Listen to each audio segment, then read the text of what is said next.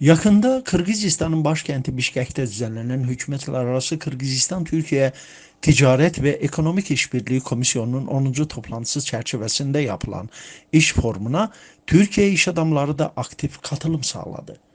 Girişimci olarak yaklaşık 29 yıldır Kırgızistan'da yaşayıp çalışan, 15 yıldan beri faaliyet gösteren İzbasma Matbaa Sektörü Başkanı Suat Akpınar da iş forumunda yer aldı. 1992'de okumak için Kırgızistan'a geldim. 5 yıl eğitim aldım, üniversite eğitimi. Sonra Kırgızistan'da ticaret hayatıma başladım.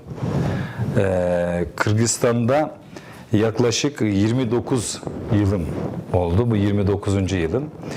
Şu anda Kırgızistan'da 3 tane şirketimiz var. Ambalaj, basım ve atık kağıt üretimi yapıyoruz.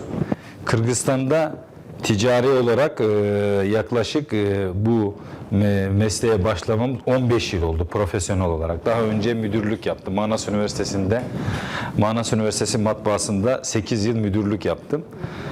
Bugün Kırgızistan'da faaliyet gösteren 300'e yakın Türk firması var.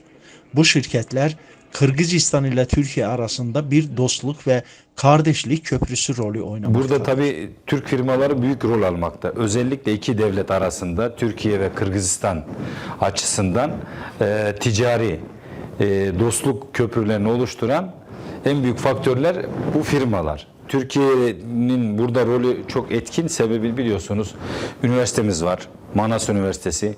Özellikle 96'da açıldı. Yaklaşık 7.000 talebe okuyor biliyorsunuz. Sonra özellikle TİKA'nın yatırımları, Türk Kuruluş Kalkınma Ajansı TİKA çok büyük yatırımlar, hastaneler yaptı. Şimdi yeni bir hastanemiz açıldı.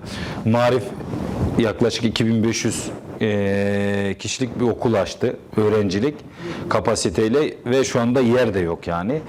Bu şekilde bunu Türkiye ile Kırgızistan arasında bu gibi güzel ilişkiler olmakta.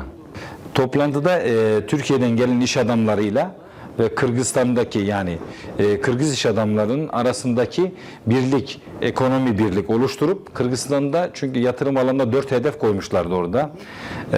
O 4 özellikle Kırgızistan inşaat alanında, tarım alanında, madenler ve elektrik. Bunun yaklaşık bir 500 bin dolarlık 500 milyon dolarlık bir yatırım istiyor Kırgızistan.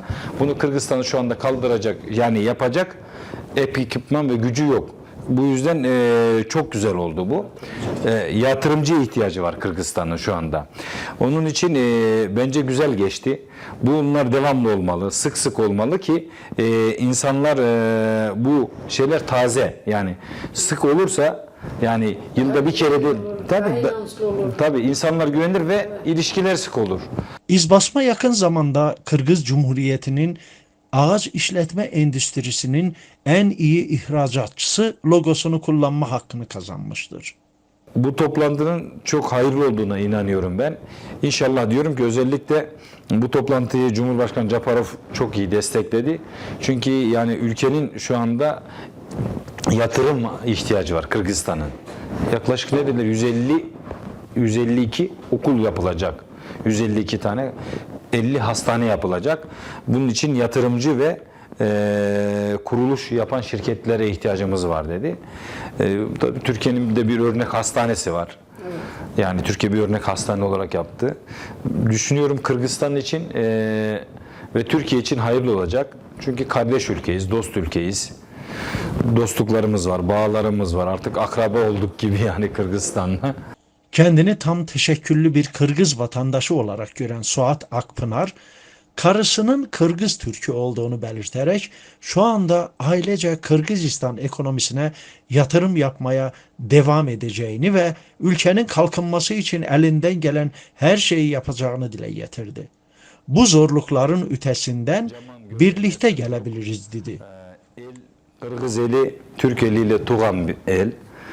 Hoş olduğu için Kırgız eline güve balı olup kaldık.